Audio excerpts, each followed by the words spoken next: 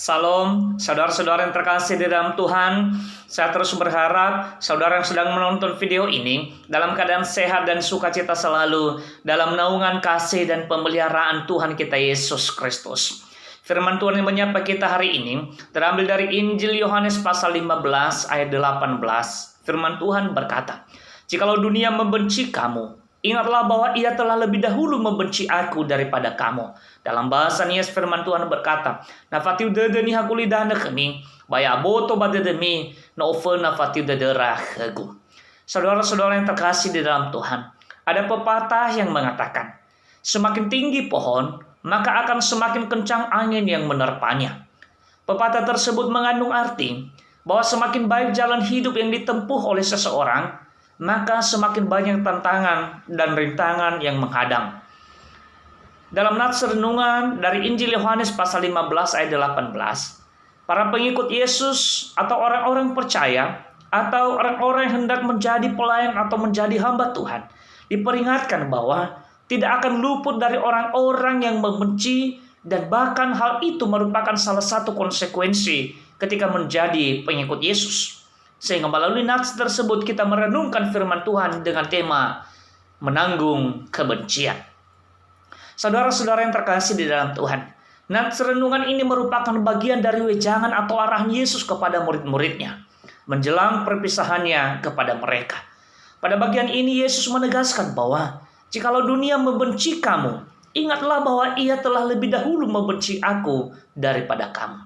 Arahan atau nasihat ini perlu para murid ketahui, agar ketika suatu saat kelak mereka dibenci, maka mereka tidak perlu kaget, tidak perlu heran, dan apalagi tidak boleh menyerah. Dalam nasihat Yesus selanjutnya dinyatakan bahwa yang membenci para pengikut atau murid yang dimaksud adalah orang-orang dunia yang tidak mengenal Allah dan tidak percaya kepada Yesus. Orang dunia yang dimaksud adalah terutama orang-orang yang anti atau yang menolak Yesus sebagai Tuhan dan Juru Selamat. Namun, boleh juga tertunjuk kepada orang-orang yang hanya di bibir saja dan atau hanya di identitas saja sebagai orang Kristen, padahal hatinya jauh daripada Yesus. Sehingga orang-orang dunia yang demikian boleh saja berada di sekitar orang-orang percaya, di antara anggota komunitas atau anggota organisasi orang percaya, dan bahkan boleh jadi berada di antara keluarga orang percaya sendiri. Dari pernyataan Yesus tersebut menandakan bahwa menjadi pengikut Yesus, menjadi orang percaya, menjadi pelayan atau menjadi hamba Tuhan di tengah-tengah dunia ini akan rawan menjadi sasaran kebencian orang-orang yang suka membenci. Yesus mengatakan, seorang murid tidak lebih daripada gurunya, atau seorang hamba daripada Tuhannya. Matius pasal 10 ayat 24. Artinya apa yang pernah menimpa Yesus, ada kemungkinan juga akan menimpa para pengikutnya. Sebab kalau Yesus saja yang tidak bersalah dan tidak berdosa dibenci, apalagi para pengikutnya akan dibenci dan bahkan boleh lebih dibenci lagi. Saudara-saudara yang terkasih di dalam Tuhan, sebagai pengikut Yesus, sebagai orang percaya dan sebagai hamba Tuhan, kita tidak bisa terhindar dari adanya orang-orang yang membenci kita karena iman dan karena perbuatan serta perilaku baik kita. Kebencian terhadap pengikut Kristus, terhadap orang percaya, dan terhadap hamba-hamba Tuhan akan datang dan muncul dalam berbagai bentuk. Misalnya, dalam bentuk mencari-cari kesalahan, dijerumuskan atau dipengaruhi, dikucilkan atau ditolak, diremehkan, direndahkan atau dipermalukan, dihakimi, dihujat, didustai, dan bahkan dianiaya dan dibunuh. Yesus pernah katakan bahwa ada saatnya para penganiaya atau orang-orang yang membenci para pengikut Kristus akan menganggap bahwa tindakan mereka sebagai bakti kepada Allah, sebagai pembela kebenaran dan penegak keadilan. Bandingkan Yohanes pasal 16 ayat 1 dan ayat 2. Keadaan demikian, saudara, tentu sangat terasa pahit dan menyakitkan.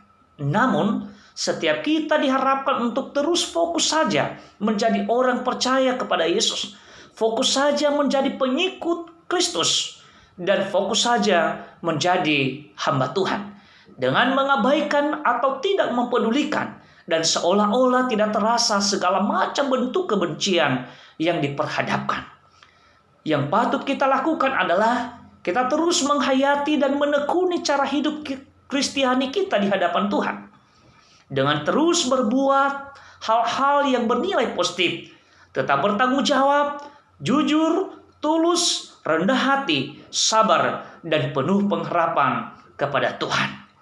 Kalau Yesus, Allah yang datang ke dunia dengan menjadi manusia, mengalami kebencian dan dianiaya, apalagi kita sebagai pengikutnya, maka kita harus berani dan siap jika diperhadapkan dan mengalami hal yang serupa.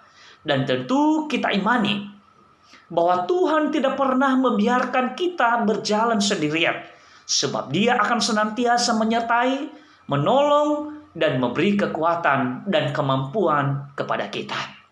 Saudara-saudara yang terkasih di dalam Tuhan, bersama Yesus, jadilah pemenang dalam menanggung kebencian. Sama seperti firman Tuhan yang mengatakan, "Jikalau dunia membenci kamu, ingatlah bahwa ia telah lebih dahulu membenci aku daripada kamu. Nafatiu dedeni hakulidana kami, baya aboto badedemi, no ofena fatiu dedera khegu." Yohanes pasal 15 ayat 18. Selamat menanggung kebencian dan selamat beraktivitas bersama Tuhan sepanjang hari ini. Demikian firman Tuhan yang menyapa kita hari ini, dan kiranya Roh Kudus yang terus membimbing dan mengarahkan kehidupan setiap kita. Tuhan Yesus memberkati. Amin. Saudara-saudara yang terkasih di dalam Tuhan, saya Pendeta Agustiar Laia. Ikuti juga tayangan kami yang lain pada channel YouTube atau Facebook Agustiar Laia. Salam Yahoo.